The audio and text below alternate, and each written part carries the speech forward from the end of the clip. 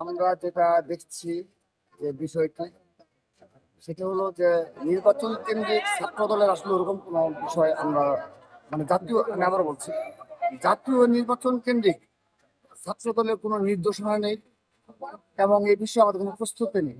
আমরা ক্যাম্পাস কেন্দ্রিক ছাত্র রাজনীতি ব্যস্ত রয়েছে এবং বেশ কয়েকটি ক্যাম্পাসে ইতিমধ্যে ছাত্র সংসদ নির্বাচনের বিষয়ে প্রস্তুতি সম্পন্ন করছে ছাত্র দল। তো জাতীয় নির্বাচনের ক্ষেত্রে আমাদের একটি যেটি প্রত্যাশা সেটি হলো যে এখানে কোনো ষড়যন্ত্র যেন না হয়, এটি একটা বিষয় আমাদের প্রত্যাশা থাকবে। নির্বাচন কেন্দ্রিক কোনো ষড়যন্ত্র কিংবা বাংলাদেশের স্বাধীনতা সার্বভৌমত্ব নিয়ে স্থিতিশীলতা নিয়ে কোনো ষড়যন্ত্র যেন না হয়, এটি আমরা প্রত্যাশা থাকবে। আর আমাদের আরেকটি তো স্বাভাবিকভাবে প্রত্যাশা রয়েছে যে যারা মানে তরুণ প্রজন্মের যারা প্রথম ভোটার হিসেবে ভোট দিবে, স্বাভাবিকভাবে তাদের মধ্যে একটা উচ্ছ্বাস বিরাজ করছে। স্বাভাবিকভাবে সেই তারুণ্য প্রথম ভোট দিবে এবং একটা সুষ্ঠু নির্বাচনে তারা সেই নির্বাচনে অংশগ্রহণ করবে। এটি তো স্বাভাবিকভাবে তাদের মধ্যে একটা উচ্ছ্বাস বিরাজ করছে।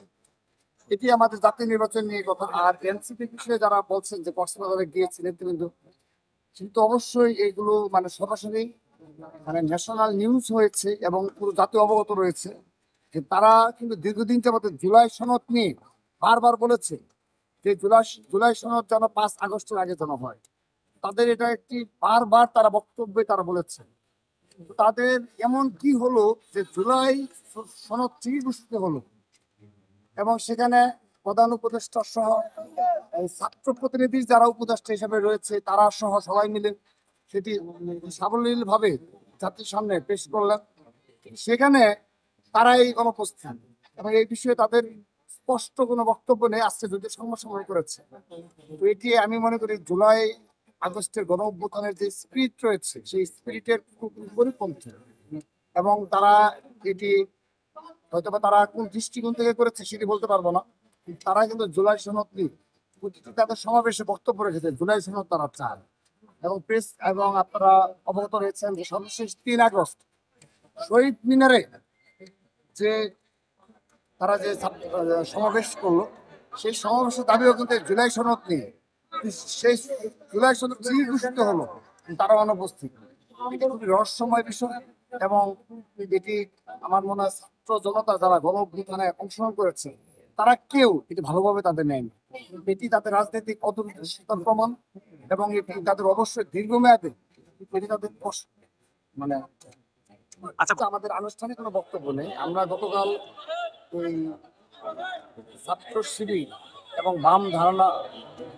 বাম সংগঠনগুলোর মাঝে আমরা যে মুখোমুখি অবস্থান দেখেছি এটা আমরা লক্ষ্য করেছি। কিন্তু এখানে অবশ্যই ছাত্র শিবির যে ধরনের দৃষ্টতা দেখিয়েছে, যারা যুদ্ধ অপরাধের দায়ে অভিযুক্ত এবং এটি কিন্তু 71 সালে পরবর্তী বাস্তবতা যারা তরুণ প্রজন্ম রয়েছে তারা অবগত রয়েছে। সেই বাস্তবতায় তারা তাদের ছবি টাঙিয়ে এই 5 আগস্টের জুলাই আগস্ট গণঅভ্যুত্থানে বিজয় উল্লাসের দিনে তারা এই ধরনের কর্মকাণ্ড করতে পারে। এটি তারা কোন দৃষ্টিকোণ থেকে করেছে আমি এটি বলতে পারবো না, তবে এটি সম্ভবত ছাত্র সমাজ ভালোভাবে নেয়নি। কারণ যুদ্ধ অপরাধী ইস্যুটা কিন্তু একটি সেটেলড ইস্যু। সেই ইস্যুতে তারা যদি মনে করে থাকে যে না 1971 সালে এই দেশে কোনো যুদ্ধ অপরাধ হয়নি কিংবা মুক্তিযুদ্ধের সময়কার 9 মাসে আমরা যে ইতিহাসগুলো জানি এখানে রাজাকার ছিল, আলবদর ছিল, আমাদের মা বোনেরা কষ্টের শিকার হয়েছে এবং কয়েক লক্ষ আপনার জনগণ শহীদ হয়েছে, কিন্তু অস্বীকার করার কোনো সুযোগ। সেই বাস্তবতায় টিএসসিতে আপনি